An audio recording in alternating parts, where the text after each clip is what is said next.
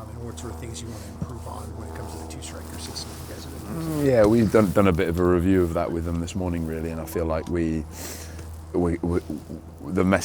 biggest message, both in and out of possession for those two, is that they stay close enough to one another. And I think in order to get the benefit of one another's movement and the benefit of each other's physicality, they need to be close.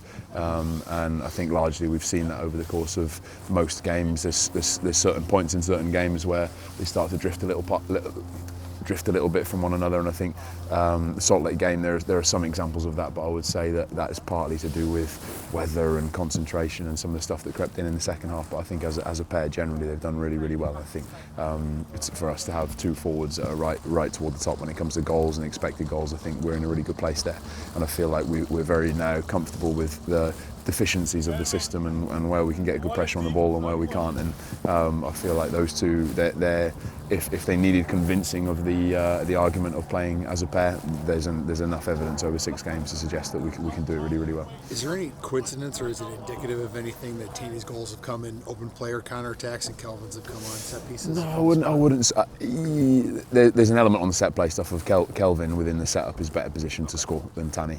Taney's more likely to assist in those situations than Kelvin, so I would say there's something in that. But I would also say in open play, Kelvin's had some good chances, and he's yet to sort of set the world on fire when it comes to like really eye-catching goals in the way that he did last year. But I think almost more pleasingly for me and the staff is that he's probably learnt the value of a messy goal on a set play, and he's learnt the value of a goal that isn't as aesthetically pleasing as some of the ones that he scored last year, but he's getting in the right spots. And I think even if you watch the session closely today, they were playing as a pair in the small-sided games, and they link really well now, and I think that element of both their games is improving. Do you feel like, as well as the team has played, they've sort of flown under the radar a little bit in terms of league-wide attention? I think we're quite happy with that, by the way. I think that suits us to an extent, but I also feel like that's self-inflicted, because had we won one of the 2 games that we most definitely should have done against Kansas and Galaxy, we would be obviously in a more eye-catching position. But I feel like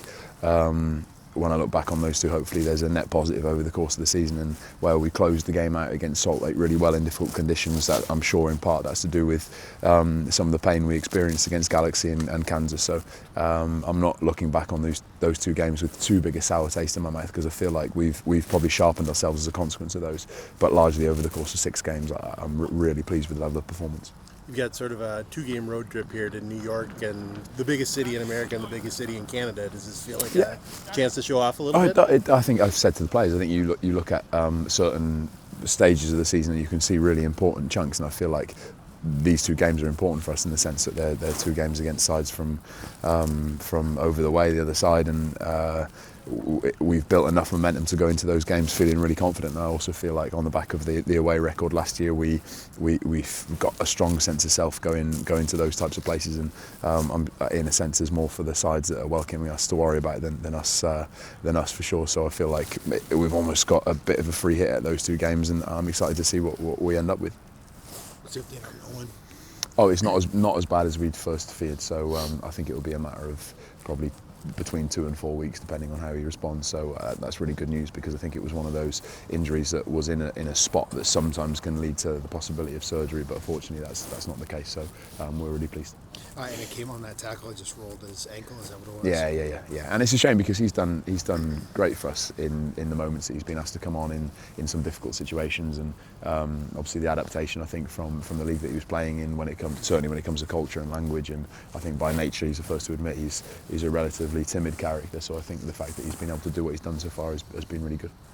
Do you feel like this is a time for the 3 guys who've been sort of rotating in to just play the next few weeks, or is this going to be a chance for some other guys? No, I think there's an element of that for sure, and I feel like you saw a really good blend between Will, Joaquin, and Robin on Saturday, and I feel like you saw the best of both Joaquin and Rob from a creative perspective. If you think back to their best moments in the games, they were really eye-catching, those 2 playing from those positions. So I think if there is such a thing as a silver lining based on the situation that we find ourselves in, having lost Asani and Owen, then there's that continuity for those 3. But then we also do want to make sure that we have a really solid supporting cast beneath that, and we look at Carlos in a different way, we look at Joe in a different way, and obviously Hoyun took his first minutes with the second team the other day. So we feel like we have got. I'm not worried really about the depth there.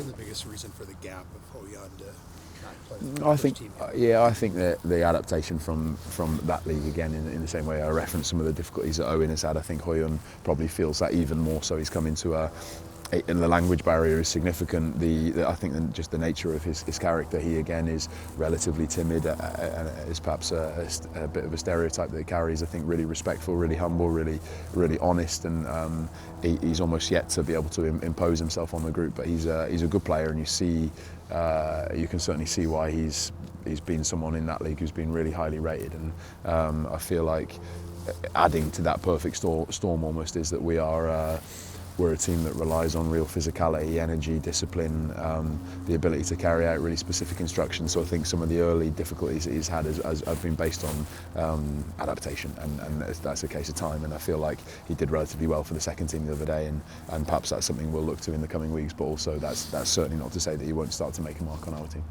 I was going to ask what you thought of his performance for the second. Yeah, I thought he was solid. I think the second team performance in general was good. I think we were all really pleased watching that. Obviously, taking into consideration the fact that we dropped 3 or 4 players down and the age difference between the two teams, but I think we played that in a really professional way, and there were some really good performances, of which Hoyan's was really steady. So I think. That context, when it comes to language adaptation, carrying out Jeremy's instructions, working within a set of principles that are being communicated to him in a language that he's yet to be familiar with, I think that was a good step for him. So fingers crossed we can see more from him for sure. The second team has kind of a lot of college guys that got signed this year. Is it helpful knowing you've got a bunch of guys who are 22, 23 rather than 18, 19? Yeah, I think it really helps. I think just the sense of that team being a real team and being able to compete properly. And even this morning we've opted to use 24 players this morning in order to do what we want on the pitch. And you're looking at 5 players coming up or 6 players coming up from the team below, and they're all able to hold their own. They're all able to hold their own physically, and I would also say like really good characters. We had a lot of time with players like Logan over the course of pre-season and Kieran Chandler, and they're great to have around the group. So I feel like in that sense, from almost top to bottom of those two groups, we're in a good place. What's the assessment on New York City? Yeah, they're an interesting team to watch. I know they haven't evolved a great deal relative to where they were last year. I haven't seen a lot of them in my time here, obviously having not faced them yet.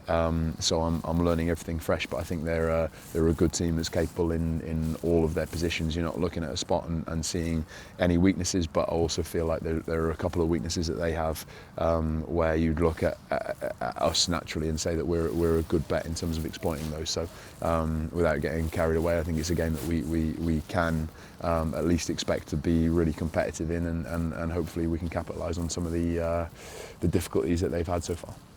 How does it sort of change your planning knowing that you're playing on a tiny field in the baseball stadium? You know what I mean? Certainly interesting for me. I think there's two sides to it. Obviously, going there and the sort of prestige of being involved in a game there is nice for us all, and something that we won't overlook. But I think speaking to players that have played there previously, I think they experience it in a strange way. I think it maybe affects depth perception a little bit with the angle of the field and the stadium, and certainly there are pluses and minuses from our perspective when it comes to a small pitch, and some of the things that we do in certain moments of the game become easier, some of the things become harder. So we will certainly think about that more so as the week goes on. Ready to be done with snow yet? I am. It was demoralising yesterday, I've got to say. You feel like you're over it, and that whole false dawn thing is tricky to deal with. But fortunately it was a day and we're back out here today, so we're in a good place.